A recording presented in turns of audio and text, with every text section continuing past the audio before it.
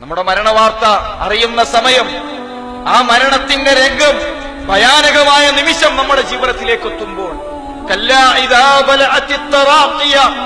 ആ റൂഹ് തൊണ്ടക്കുഴിയിലേക്ക് എത്തുന്ന നിമിഷം, നമ്മുടെ റൂഹിനെ പിടിക്കാൻ കറുകറുത്ത വികൃതമായ മാലാഖമാർ നമ്മുടെ റൂഹിനെ പിടിക്കാൻ വേണ്ടി കടന്നു വരും ദിവസം. ഇവിടെ ഒരു പേടിയുള്ള കാഴ്ച കണ്ടാൽ കണ്ണടച്ച സൗകര്യമാണ്, പിന്നെ അത് കാണൂല. പക്ഷെ ആ മരണാസന്നമായി നിൽക്കുന്ന സമയത്ത് കണ്ണുകൾ അടച്ചാലും കാഴ്ചകൾ മറയുന്നില്ല. എവിടേക്ക് തിരിഞ്ഞാലും ഭീമാകാരന്മാരായ മലക്കുകളുടെ ചിത്രം കണ്ണിൽ പതിയുന്ന നിമിഷം, നമ്മുടെ റൂഹിനെ പിടിച്ചുകൊണ്ട് മലക്കുകൾ യാത്ര തിരിക്കുന്ന സമയത്ത് നമ്മുടെ കണ്ണു മറയും. ഇപ്പൊ കണ്ണിന് കൃഷ്ണമണിയുണ്ട്, കണ്ണിന് വെള്ള നിറമായി തീരും. കണ്ണു മറയുന്നൊരു ദിവസം ജീവിതത്തിൽ വരാൻ നമ്മുടെ ചുറ്റും കൂടിയവരുടെ ബാധ്യതയാണ് ആ കണ്ണ് പതുക്കെ ഒന്ന് നടക്കണം. ആ മരണത്തിന്റെ വെപ്രാളത്തിൽ മനുഷ്യന്റെ കണങ്കാലുകൾ കൂട്ടിയടിച്ച് രണ്ടു ഭാഗത്തേക്ക് തെന്നി നിൽക്കുന്നുണ്ടാകും. നമ്മുടെ ചുറ്റും കൂടിയവരുടെ ബാധ്യതയാണ് ആ കാലൊന്ന് പതുക്കെ ചേർത്ത് കെട്ടി ഒരു തുണി കൊണ്ട് കാല് കെട്ടിയിടണം. വലിയൊരുനാൾക്ക് പോത്തിനർത്തപ്പോ അതിന്റെ തല നമ്മൾ കണ്ടിട്ടുണ്ട്, താടി തൂങ്ങി, നാവ് പുറത്തേക്ക് വന്ന് വികൃതമായ രൂപം.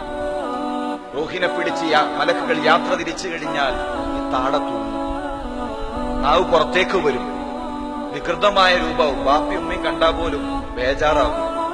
മൂക്കൊന്ന് ചേർത്ത് വെച്ച്, താടിയൊന്ന് ചേർത്ത് കെട്ടി ഒരു തുണി കൊണ്ട് നമ്മുടെ മുഖം അവര് കെട്ടും.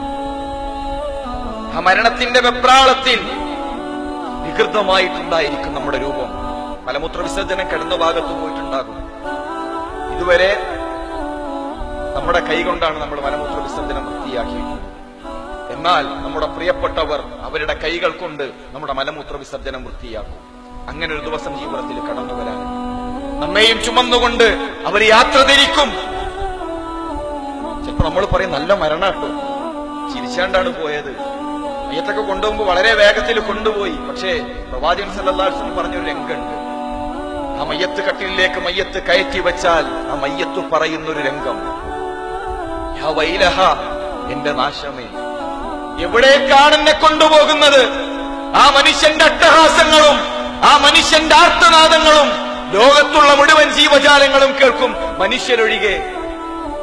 ആ മരിച്ച മനുഷ്യന്റെ കരച്ചിൽ മനുഷ്യന്മാര് കേട്ടിരുന്നുവെങ്കിൽ ബോധം നഷ്ടപ്പെട്ട് താഴെ വീടുമായിരുന്നു. നമ്മളെ ഖബറിലേക്ക് ഇറക്കി വെച്ചവർ യാത്ര തിരിക്കും. ആ ഖബറിൽ നമ്മൾ ഒറ്റക്ക, അവിടെ നമ്മൾ ഒറ്റക്കാണ്. അതിനുവേണ്ടി സഹോദരന്മാരെ, നമ്മൾ എന്ത് ചെയ്തു വെച്ചിട്ടുണ്ട് എന്ന് ആത്മാർത്ഥമായിട്ട് ആലോചിക്കുക. അതിനുവേണ്ടി അള്ളാഹുവിന്റെ മാർഗത്തിൽ നമ്മളാൽ കഴിയുന്നത് ചെയ്യാൻ ആരില്ല എന്നുണ്ടെങ്കിൽ